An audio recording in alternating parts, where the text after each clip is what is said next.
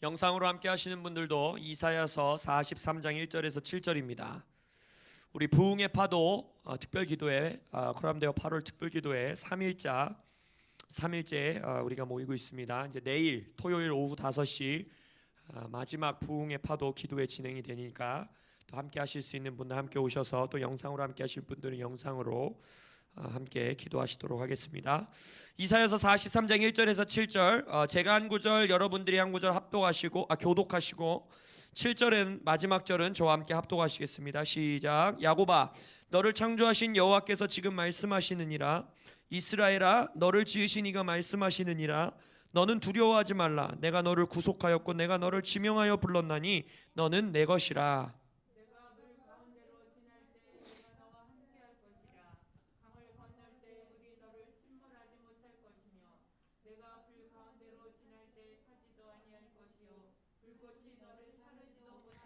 대전하는 여호와 내 하나님이요 이스라엘의 거룩한 이요 내 구원자임이라. 내가 애굽을 너의 속량물로 구스와 스바를 너를 대신하여 주었노라.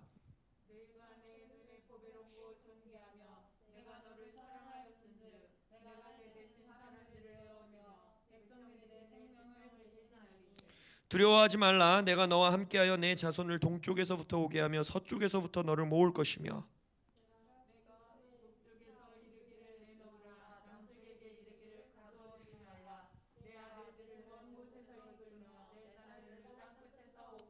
칠 절 다 함께 시작. 내 이름으로 불려지는 모든 자 곧 내가 내 영광을 위하여 창조한 자를 오게 하라.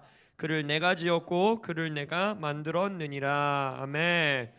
오늘 부흥의 파도 기도의 세 번째 날 이사야서 43장의 말씀으로 여러분들과 나눌 메시지의 제목은 하나님의 영광을 위한 부흥입니다. 하나님의 영광을 위한 부흥.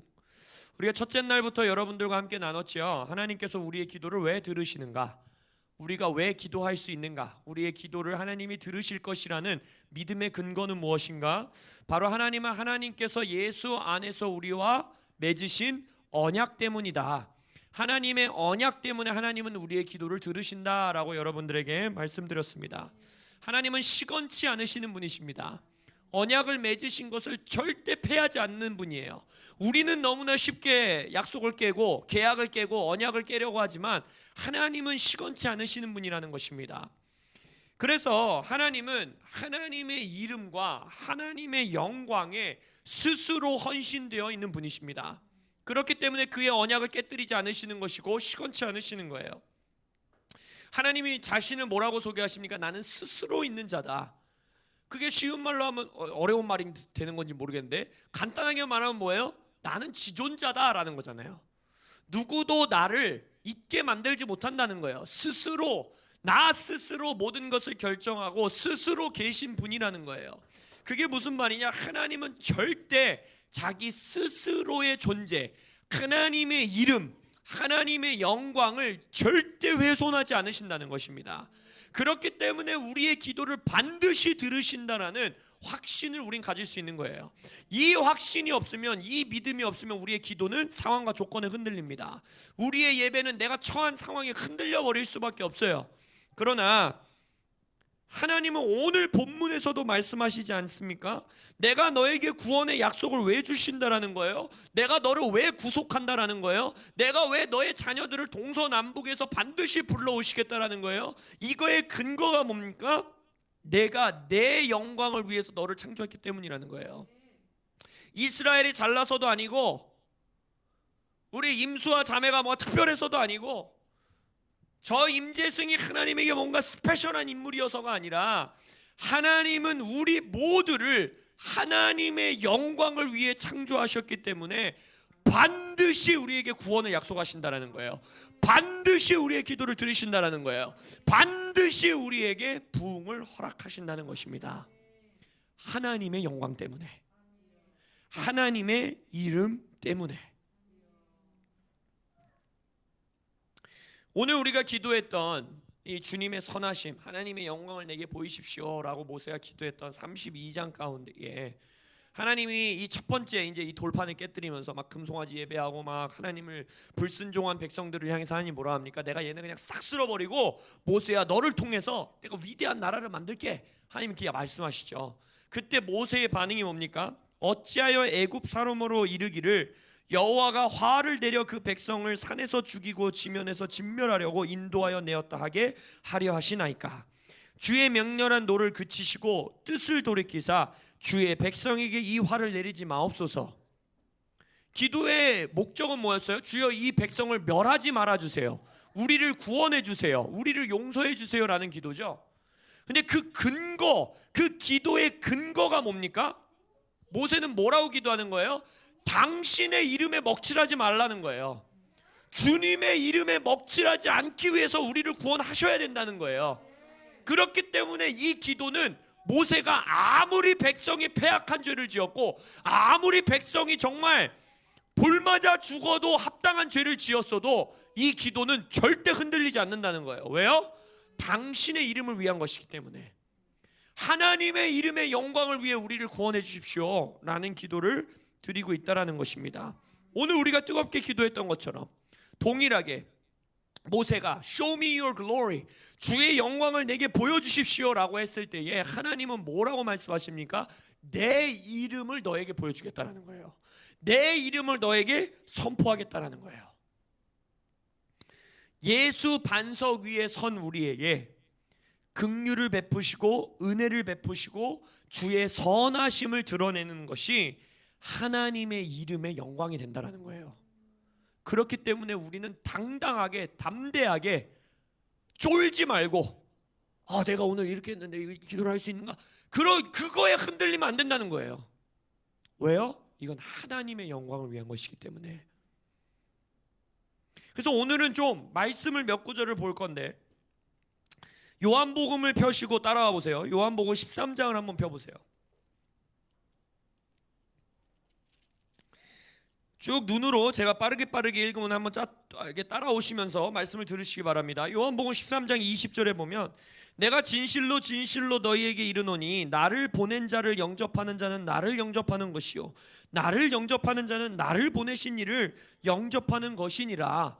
여러분, 이 말씀이 얼마나 위대한 말씀인지 아십니까? 예수님이 지금 뭐라 하는 거예요? 여러분들 교회로서 예수님께 파송받은 자들 맞으십니까? 예수님이 여러분들을 이 땅 가운데 보내셨습니까? 그러면 여러분을 다른 사람들이 나를 맞이하면 너는 예수를 맞이한 거야 라는 당당함이 여러분 안에 있으십니까? 내가 지금 니네 집 안에 들어왔거든? 예수가 들어온 거야 라는 당당함이 있으십니까? 예수는 지금 그걸 말씀하고 계시는 거예요. 내가 보낸 자를 영접하는 자를 나를 영접한 것이다. 예수의 말씀이십니다. 예수의 말씀. 13장 31절부터 이렇게 말씀하십니다. 저가 나간 후에 예수께서 가라사대 지금 인자가 영광을 얻었고 하나님도 인자를 인하여 영광을 얻으셨도다. 만일 하나님이 저로 인하여 영광을 얻으셨으면 하나님도 자기로 인하여 저에게 영광을 주시리니 곧 주시리라. 예수님은 그의 영광을, 예수님이 누리시는 영광을 하나님의 영광과 동일시하고 있어요. 이러니 바리새인들이 얼마나 화가 났겠어요. 네가 감히 어떻게 하나님과. 여러분 성경을 읽으실 때 우리는 예수님을 우리의 주요 구세주로 모셨기 때문이지 그렇게 생각하시면 안 돼요. 지금 이 성경 인물들에게는 그냥 동네 30대 청년이에요. 33살, 30살, 32살쯤 된 그냥 동네 철수가 나타나서 내 영광이 하나님의 영광이다 지금 말하고 있는 거예요. 그런데 예수님이 내 영광이 하나님의 영광이다 말한 것은 이제 누구의 유업이 되었습니까? 여러분의 유업이 되었다라는 것입니다. 예수께서 십자가의 속량으로 여러분들을 사시고 내가 너 안에 너가 내 안에 있음으로 인해서 내 삶의 영광이 드러나는 것은 하나님의 영광이 된다라는 거예요. 14장 13절에서 요한복음 14장 13절에서는 이렇게 말씀하십니다. 너희가 내 이름으로 무엇을 구하든지 내가 시행하리니 이는 아버지로 하여금 아들을 인하여 영광을 얻으시게 하려 함이라.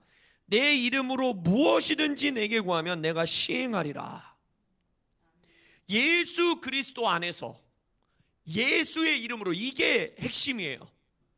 내 기도가 아니라 예수 안에서 드리는 나의 기도, 우리의 기도에 하나님이 응답하신다. 하나님이 그 기도를 이루신다. 그게 뭐라는 거예요? 하나님께 영광을 돌린다는 거예요. 하나님이 왜 여러분의 기도에 응답하실까요? 하나님이 왜 여러분의 기도에 응답하셔야 합니까? 내 삶을 더 낫게 만들려고, 나를 더 나은 자로 개발하려고, 내 삶이 힘드니까 하나님이 좀 뭔가 좀 돌봐주시고 이것 좀 해주세요라고? 아니죠. 그건 그 기도는 흔들려요. 내가 뭐 잘못했으면 하나님에게 뭐 해달라고 기도할 수가 없어요. 내가 뭔가 어려우면 하나님 앞에 쪼그라든단 말이에요. 근데 이 예수님의 기도는 뭐라는 거예요? 그렇게 기도하지 말라는 거예요. 나의 이름으로 구하는 기도는, 너희들이 내 안에서 구하는 기도는 그 기도의 응답이 뭐라는 거예요? 하나님께 영광이라는 거예요. 하나님 아버지가 내 이름으로 너희들이 하는 기도에 응답하실 때 하나님께서 영광을 받으신다는 거예요. 얼마나 여러분의 기도가 담대해지겠습니까? 얼마나 여러분의 기도가 흔들리지 않겠어요? 요한복음 15장 7절에서는 이렇게 말씀하십니다. 너희가 내 안에 거하고 내 말이 너희 안에 거하면 무엇이든지 원하는 대로 구하라. 그리하면 이루리라. 너희가 과실을 많이 맺으면 내 아버지께서 영광을 받으실 것이요. 여러분의 삶의 열매가 왜 맺히셔야 돼요? 내 삶의 열매를 맺게 해주십시오라는 기도가 흔들리지 않을 수 있는 근거가 뭐예요? 내가 예수 안에 거함으로 맺는 열매는 아버지께 영광입니다. 당신의 영광을 다른 자와 나누지 않으시는 분이십니다. 주여 영광 받으소서. 이 기도는 흔들리지 않는다는 거예요. 둘째 날, 우리가 기도의 둘째 날 그 기도를 하지 않았습니까? 하나님께서 우리가 나아가기 원하는 수준의 부흥이 뭐다? 믿지 않는 자들이 교회를 보고 너희들 가운데 참으로 하나님이 계시도다 라는 고백을 받는 수준의 깊이의 그 차원의 부흥까지 나아가기 원하신다는 거예요. 근데 그것을 우리가 구하는 태도, 그래서 주님 우리에게 복 주셔야 되고, 그래서 주님 우리에게 은총 주셔야 하고, 그래서 우리에게 영광을 주셔야 되고, 그래서 우리에게 하나님 임재해 주셔야 합니다. 근데 그 근거가 뭐라는 거예요? 왜냐하면 믿지 않는 자들이 교회를 보고 너희들 가운데 참으로 하나님이 계시도다라는 고백이 하나님께 영광이 되기 때문입니다. 우리 교회가 유명해져서 부흥하기 위해서 하는 것도 아니고, 우리 교회에 많은 사람들이 몰려하게 하기 위함도 아니고, 내 삶에 이러한 일이 있었어라고 뽐내기 위함도 아니고, 우리의 유일한 근거와 목적은 그리하여 아버지 영광받아 주옵소서. 요한복음 17장 4절에서는 예수님이 또 이렇게 말씀하십니다. 아버지께서 내게 하라고 주신 일을 내가 이루어 아버지를 이 세상에서 영화롭게 하였사오니, 아버지여 창세전에 내가 아버지와 함께 가졌던 영화로서 지금도 아버지와 함께 나를 영화롭게 하옵소서. 둘째 날 기도의 마지막에 우리 수산나 성도님의 그 고백을 제가 잊을 수가 없어요. 무슨 고백이었습니까? 내가 내 목숨이 끊어지기 전에 이 땅에서의 삶 가운데에 주의 부흥을 볼 것입니다. 나의 부르심을 완수하고 가겠습니다라고 기도하죠. 예수님도 그 기도한 거 아세요? 예수님이 지금 여기서 뭐라는 거예요? 당신께서 나에게 이 땅에 보내시어 하라고 하신 그 일을 내가 완성한다라는 거예요. 십자가를 지라고 나를 이 땅에 보내셨는데 내가 그것을 완수하겠다라는 거예요. 근데 그 완수하게 된 결과가 뭐냐? 아버지께서 내게 하라고 주신 일을 내가 완수하면 내 영광이 아니라 누구 영광이라는 거예요? 하나님께 영광이라는 거예요. 근데 거기서 또 안 멈춰요. 하나님께 영광인데, 그리고 나서 하나님이 어떻게 한대요?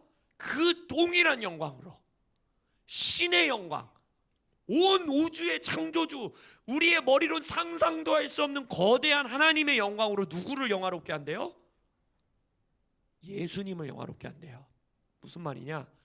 우리가 이 땅에서 부흥을 경험하고 이 땅에 나에게 맡기신 일을 완수할 때 나의 삶을 통해 아버지가 영광 받으시는데, 아버지는 거기서 멈추지 않고 신이신 창조주이신 하나님의 영광으로 누구를 영화롭게 한대요? 우리를 영화롭게 하신대요. 그래서 하나님의 영광 안에서 하나 되게 하신대요.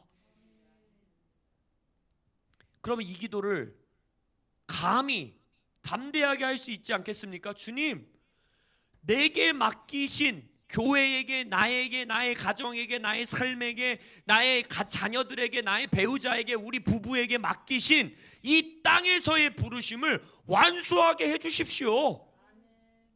완수할 수 있는 돈도 주시고, 힘도 주시고, 건강도 주시고, 은총도 주시고, 복도 주시고, 관계도 주시고, 커넥션도 주시고, 다 주세요. 이게 왜 기복신앙이 아니게 될 수 있는 유일한 근거가 뭐예요? 그건 하나님의 영광이기 때문입니다. 그리하여 아버지께서 영광 받으시기 때문입니다. 주여, 나는 이 일을 해야겠습니다.